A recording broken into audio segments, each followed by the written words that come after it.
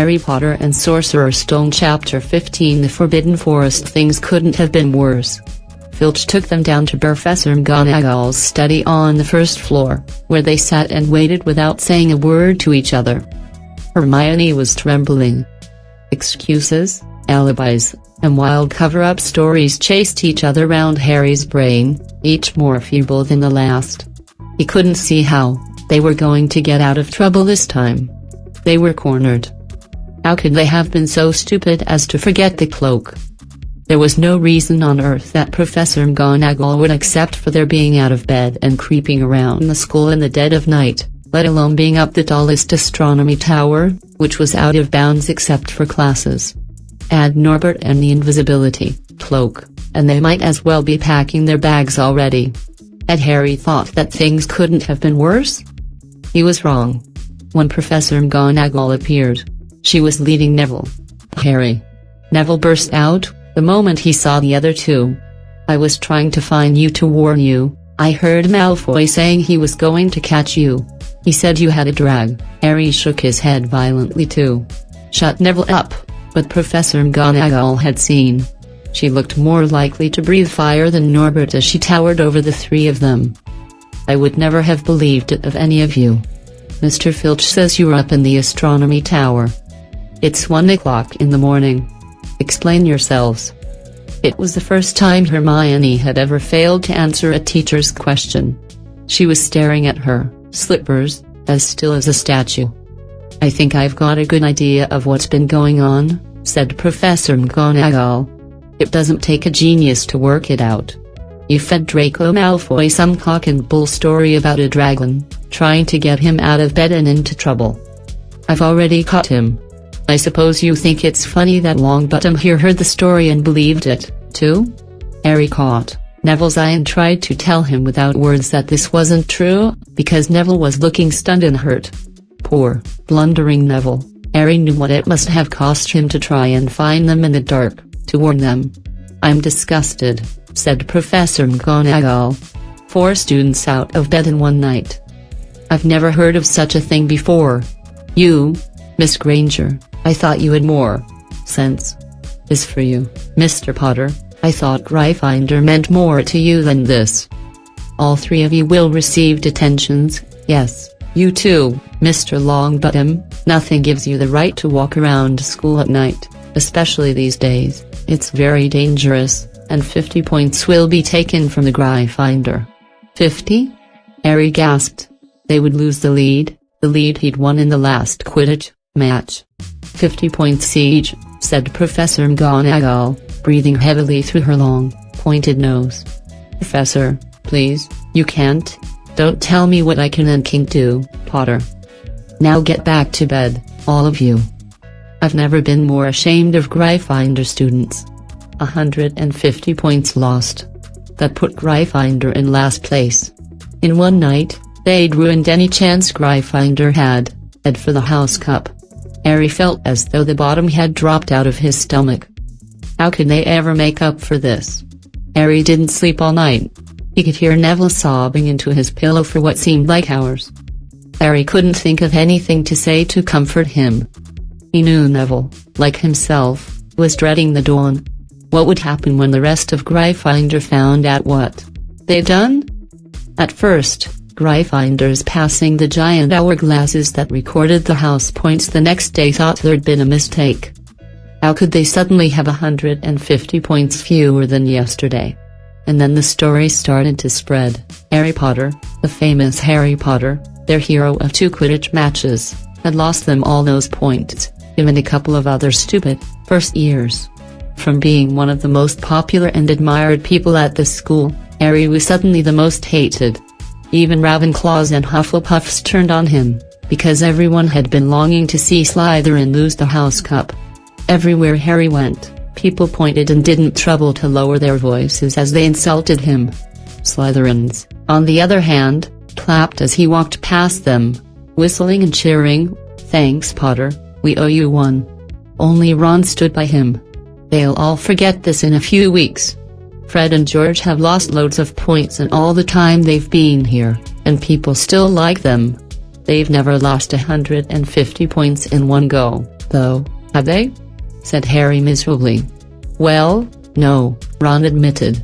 "It was a bit late to repair the damage, but—" Harry swore to himself not to meddle in things that weren't his business from now on. He had had it with sneaking around and spying. He felt so ashamed of himself that he went to Wood and offered to resign from the Quidditch team. "Resign?" Wood thundered. "What good'll it do? How are we going to get any points back if we can't win at Quidditch?" But even Quidditch had lost its fun.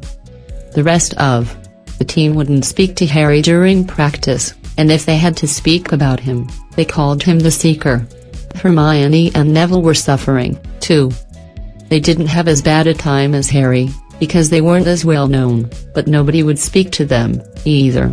Hermione had stopped drawing attention to herself in class, keeping her head down and working in silence. Harry was almost glad that the exams weren't far away. All the studying he had to do kept his mind off his misery. He, Ron, and Hermione kept to themselves, working late into the night, trying to remember the ingredients in complicated potions, learn charms and spells by heart, memorize the dates of magical discoveries and goblin rebellions.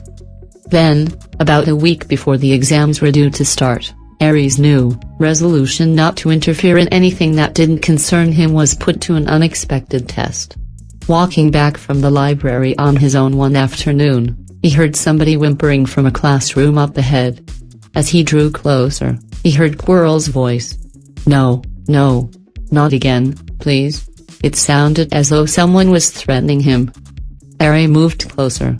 All right," he heard Quirrell sob. Next second, Quirrell came hurrying out of the classroom straightening his turban. He was pale and looked as though he was about to cry. He strode out of sight. Harry didn't think Quirrell had even noticed him. He waited until Quirrell's footsteps had disappeared, then peered into the classroom. It was empty, but a door stood ajar at the other end. Harry was halfway toward it before he remembered what he'd promised himself about not meddling. All the same, he'd have gambled 12 Sorcerer's Stones that Snape had just left the room, and from what Harry had just heard, Snape would be walking with a new spring in his step.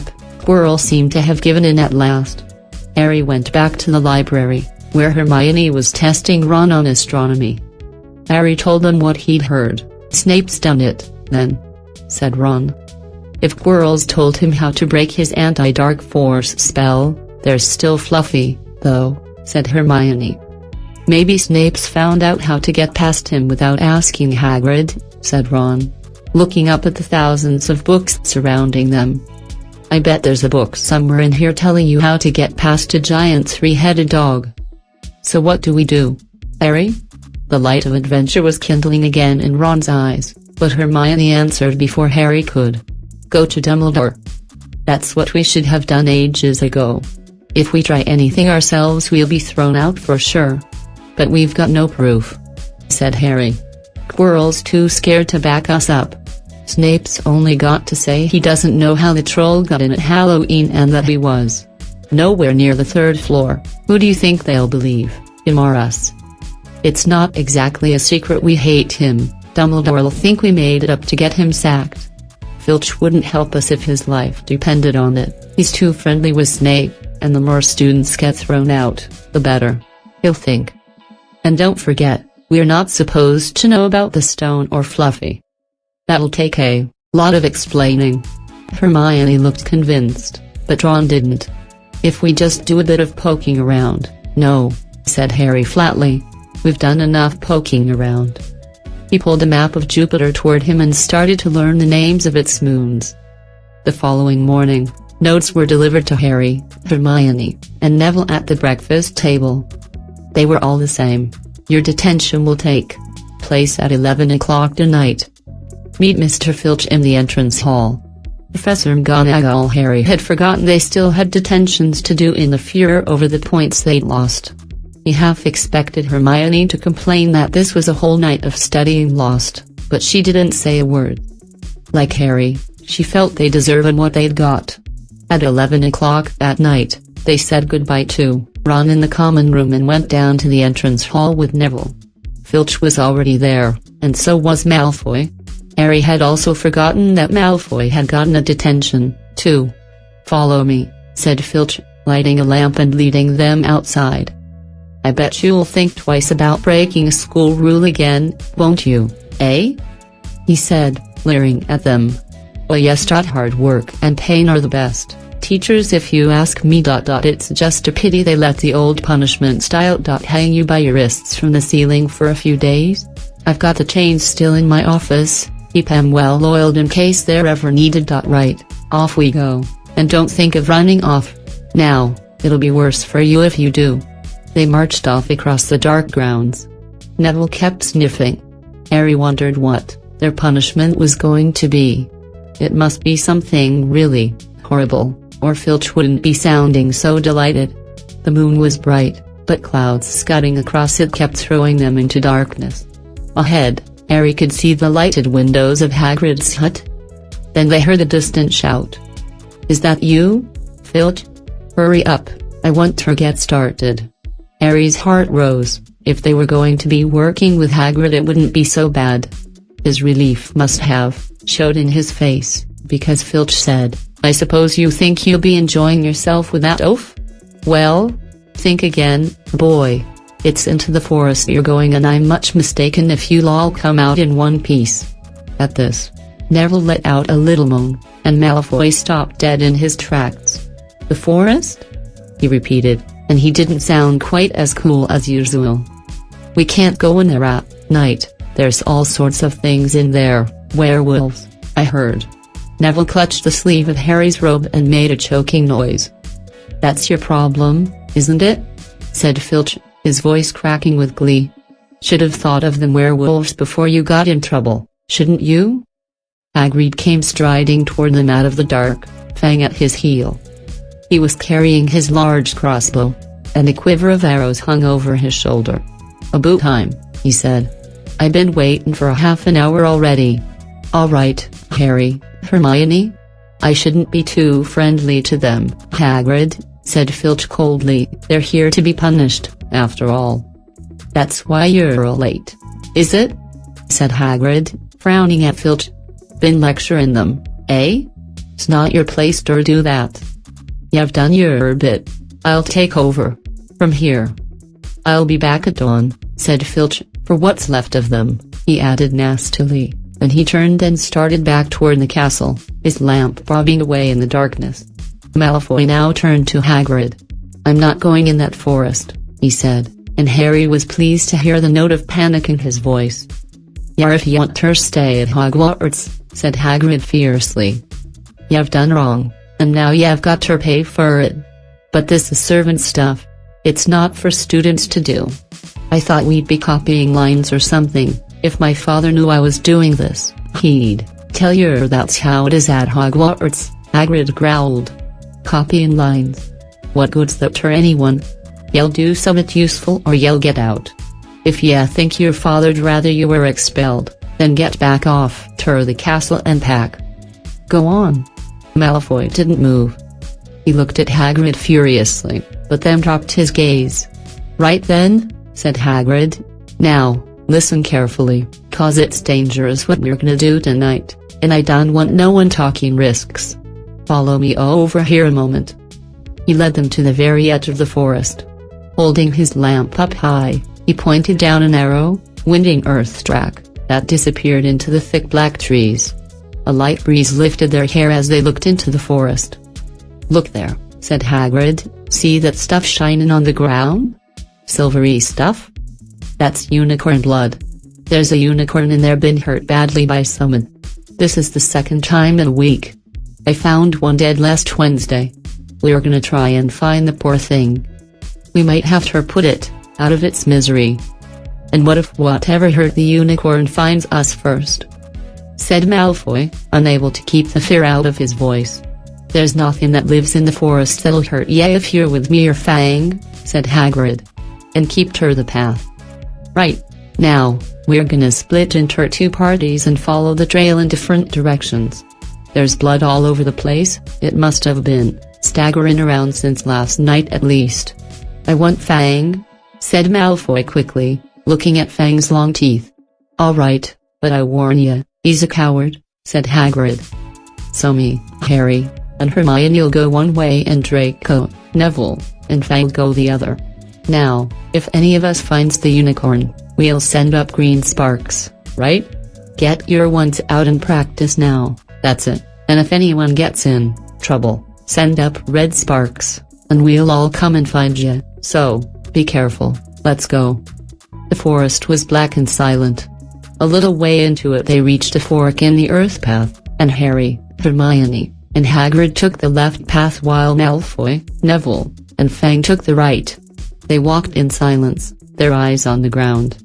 Every now and then a ray of moonlight through the branches above lit a spot of silver blue blood on the fallen leaves. Harry saw that Hagrid looked very worried. Could a werewolf be killing the unicorns? Harry asked. Not fast enough, said Hagrid. It's not easy to catch a unicorn, they're powerful magic creatures. I never knew one to be hurt before. They walked past a mossy tree stump. Harry could hear running water. There must be a stream somewhere close by. There were still spots of unicorn blood here and there along the winding path. You all right, Hermione? Hagrid whispered. Don't worry, it couldn't have gone far if it's this badly hurt, and then we'll be able to get behind that tree. Hagrid seized Harry and Hermione and hoisted them off the path behind a towering oak. He pulled out an arrow and fitted it into his crossbow, raising it. Ready to fire. The three of them listened. Something was slithering over dead leaves nearby.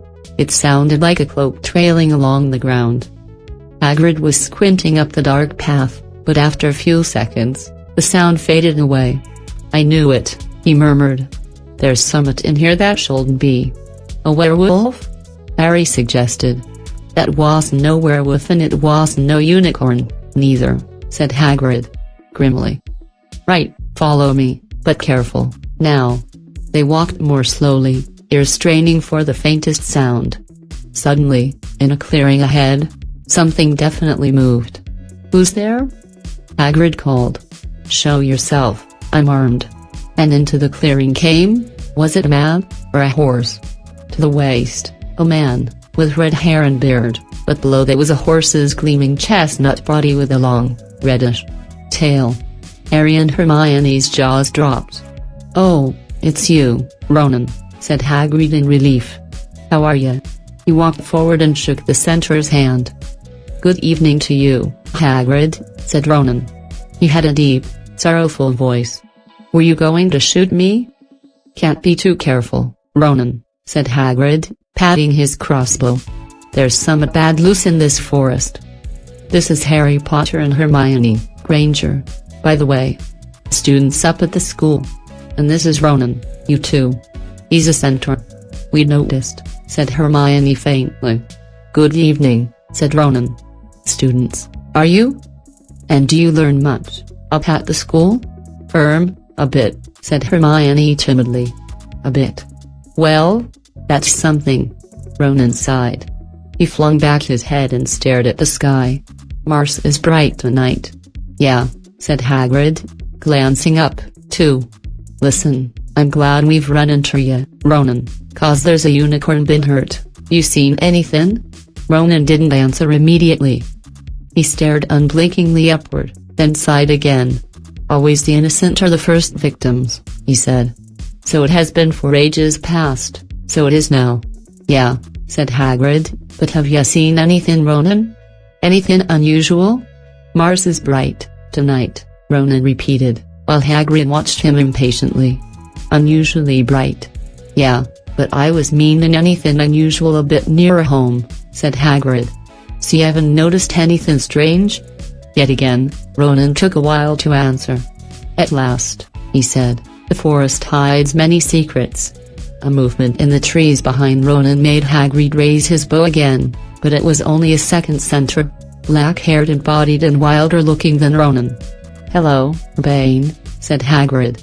All right. Good evening, Hagrid, I hope you're well? Well enough. Look, I've been a skin, Ronan. You seen anything odd in here lately? There's a unicorn been injured. Would ya know anything about it? Bane walked over to stand next to Ronan. He looked skyward. "Mars is bright tonight," he said simply. "We've heard," said Hagrid grumpily. "Well, if either of you do see anything, let me know, won't ya? We'll be off, then." Harry and Hermione followed him out of the clearing, staring over their shoulders at Ronan and Bane until the trees blocked their view. "Never," said Hagrid irritably, "try and get a straight answer out of a centaur. Ruddy stargazers. Not interested in anything closer than the moon." "Are there many of them in here?" asked Hermione. "Oh, a fair few. Keep themselves to themselves mostly, but they're good enough about turning up if ever I want a word. They're deep, mind, centaurs. They know things. You don't let on much." "You think that was a centaur we heard earlier?" said Harry. "Did that sound like hooves to you?" "Nah, if you ask me, that was what's been killing the unicorns. Never heard anything like it before." They walked on through the dense, dark trees. Harry kept looking nervously over his shoulder. He had the nasty feeling they were being watched. He was very glad they had Hagrid and his crossbow with them. They had just passed a bend in the path when Hermione grabbed Hagrid's arm. "Hagrid! Look! Red sparks! The others are in trouble. You two wait here," Hagrid shouted. "Stay on the path, I'll come back for you." They heard him crashing away through the undergrowth and stood looking at each other, very scared, until they couldn't hear anything but the rustling of leaves around them. "You don't think they've been hurt, do you?" whispered Hermione. "I don't care if Malfoy has, but if something's got Neville. It's our fault he's here in the first place." The minutes dragged by. Their ears seemed sharper than usual. Harry's seemed to be picking up every sigh of the wind, every cracking twig. What was going on? Where were the others? At last, a great crunching noise announced Hagrid's return. Malfoy, Neville, and Fang were with him. Hagrid was fuming. Malfoy, it seemed, had sneaked up behind Neville and grabbed him as a joke. Neville had panicked and sent up the sparks. "We'll be lucky to catch anything now, with the racket you two were macking." "Right, we're changing groups. Neville, you stay with me and Hermione. Harry, you go with Fang and this idiot." "I'm sorry," Hagrid added in a whisper to Harry, "but he'll have a harder time frightening you, and we've got to get this done." So Harry set off into the heart of the forest with Malfoy and Fang. They walked for nearly half an hour, deeper and deeper into the forest, until the path became almost impossible to follow because the trees were so thick. Harry thought the blood seemed to be getting thicker. There were splashes on the roots of a tree, as though the poor creature had been thrashing around in pain close by. Harry could see a clearing ahead, through the tangled branches of an ancient oak. "Look," he murmured, holding out his arm to stop Malfoy. Something bright white was gleaming on the ground. They inched closer. It was the unicorn all right, and it was dead. Harry had never seen anything so beautiful and sad. Its long, slender legs were stuck out at all angles where it had fallen, and its mane was spread pearly white on the dark leaves. Harry had taken one step toward it when a slithering sound made him freeze where he stood. A bush on the edge of the clearing quivered. Then, out of the shadows, a hooded figure came crawling across the ground like some stalking beast. Harry, Malfoy, and Fang stood transfixed. The cloaked figure reached the unicorn, lowered its head over the wound in the animal's side, and began to drink its blood. Arg! Malfoy let out a terrible scream and bolted, so did Fang. The hooded figure raised its head and looked right at Harry. Unicorn blood was dribbling down its front. It got to its feet and came swiftly toward Harry. He couldn't move for fear. Then a pain like he'd never felt before pierced his head. It was as though his scar were on fire. Half blinded, he staggered backward. He heard hooves behind him, galloping, and something jumped clean over Harry, charging at the figure. The pain in Harry's head was so bad he fell to his knees. It took a minute or two to pass. When he looked up, the figure had gone. A centaur was standing over him. Not Ronan or Bane, this one looked younger. He had white blonde hair and a palomino body. "Are you alright?" said the centaur, pulling Harry to his feet. "Yes, thank you. What was that?" The centaur didn't answer. He had astonishingly blue eyes, like pale sapphires. He looked carefully at Harry, his eyes lingering on the scar that stood out, livid, on Harry's forehead. "You are the Potter boy," he said. "You had better get back to Hagrid. The forest is not safe at this time, especially for you. Can you ride? It will be quicker this way. My name is Firenze," he added, as he lowered himself onto his front legs so that Harry could clamber onto his back. There was suddenly a sound of more galloping from the other side of the clearing. Ronan and Bane came bursting through the trees, their flanks heaving and sweaty. "Firenze!" Bane thundered. "What are you doing? You have a human on your back. Have you no shame? Are you a common mule? Do you realize who this is?" said Firenze. "This is the Potter boy. The quicker he leaves this forest, the better." "What have you been telling him?" growled Bane. "Remember, Firenze, we are sworn not to set ourselves against the heavens. Have we not read what is to come in the movements of the planets?" Ronan pawed the ground nervously. "I'm sure Firenze thought he was acting for the best," he said in his gloomy voice. Bane kicked his back legs in anger. "For the best? What is that to do with us? Centaurs are concerned with what has been foretold. It is not our business to run around like donkeys after stray humans in our forest." Firenze suddenly reared onto his hind legs in anger, so that Harry had to grab his shoulders to stay on. "Do you not see that unicorn?" Firenze bellowed at Bane. "Do you not understand why it was killed? Or have the planets not let you in on that secret? I set myself against what is lurking in this forest, Bane, yes, with humans alongside me if I must." And Firenze whisked around, with Harry clutching on as best he could. They plunged off into the trees, leaving Ronan and Bane behind them. Harry didn't have a clue what was going on. "Why is Bane so angry?" he asked. "What was that thing you saved me from, anyway?" Firenze slowed to a walk, warned Harry to keep his head bowed in case of low-hanging branches, but did not answer Harry's question. They made their way through the trees in silence for so long that Harry thought Firenze didn't want to talk to him anymore. They were passing through a particularly dense patch of trees, however, when Firenze suddenly stopped. "Harry Potter, do you know what unicorn blood is used for?" "No," said Harry, startled by the odd question. "We've only used the horn and tail hair in potions." "That is because it is a monstrous thing to slay a unicorn," said Firenze. "Only one who has nothing to lose, and everything to gain, would commit such a crime. The blood of a unicorn will keep you alive, even if you are an inch from death, but at a terrible price. You have slain something pure and defenseless to save yourself.